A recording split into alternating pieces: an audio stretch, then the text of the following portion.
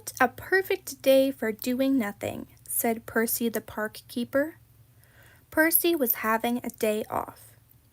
He and some of his animal friends had brought a picnic to one of their favorite places in the park. Percy took off his cap and made himself a sun hat by tying knots in the corners of his handkerchief. Then he propped himself against an old tree stump and opened his book. The animals settled themselves around Percy and waited for tea.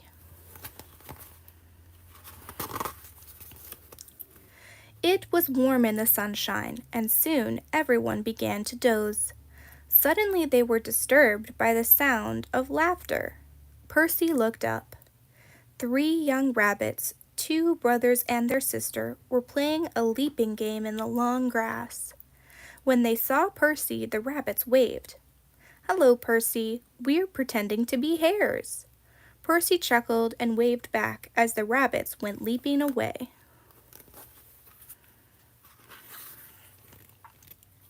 The 3 rabbits were having a wonderful time. "I can jump the longest," said one. "I can run the fastest," said his brother. "I can jump the highest," said the smallest rabbit, and she jumped high into the air. Whee! But as the little rabbit landed, to her brother's surprise, she completely disappeared.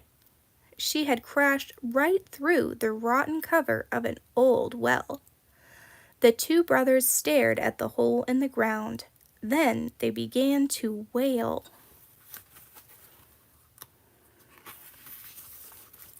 "Help! The ground has eaten our sister! Help! Somebody help!"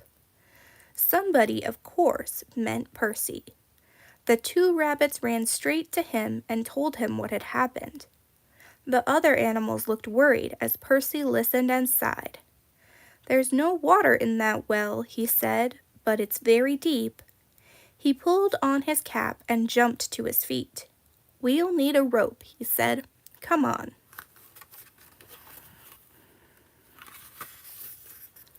Percy raced away with the animals following behind him. Before long, he was leading them back again towards the old well. Over his shoulder, Percy carried a long rope. Percy cleared away the rotten wood that had covered the well and peered into the dark hole.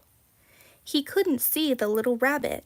She was perched on a log that had wedged itself halfway down the well. "Hello," called Percy. "Can you hear me?" A rather cross little voice answered, "I bumped my head." "But are you all right?" asked Percy. "I bumped my head," answered the cross voice again.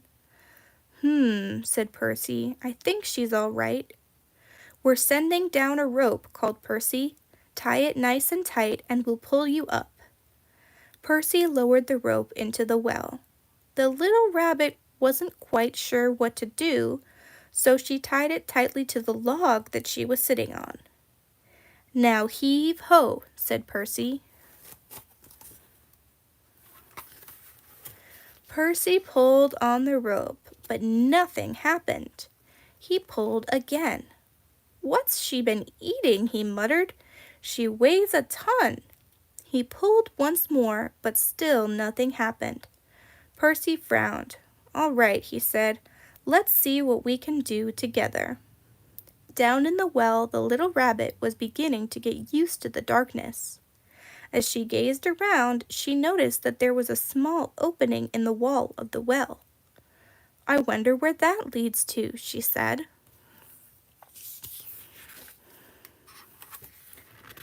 At the top of the well, the rescuers lined up behind Percy, ready to pull on the rope.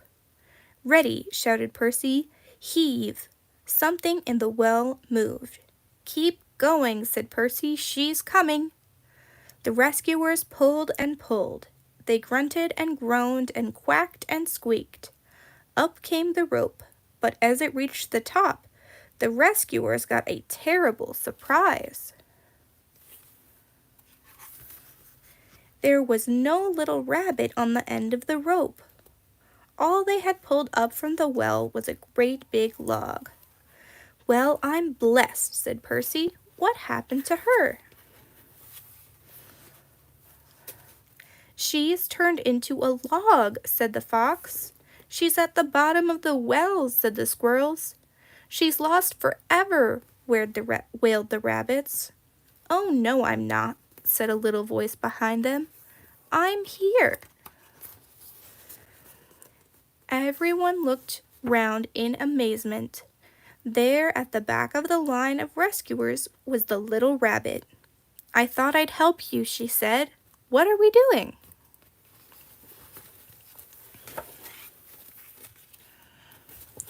Percy and the animals began to laugh.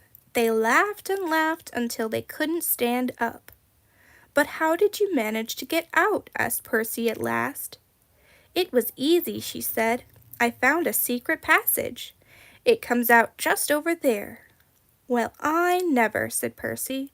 "Well, well, well. Which reminds me," he added, "I must make a new cover for that old well."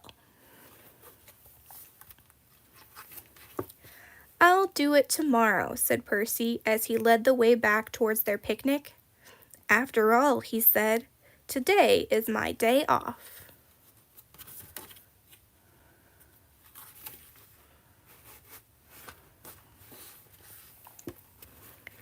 The Adventures of Percy the Park Keeper and His Animal Friends.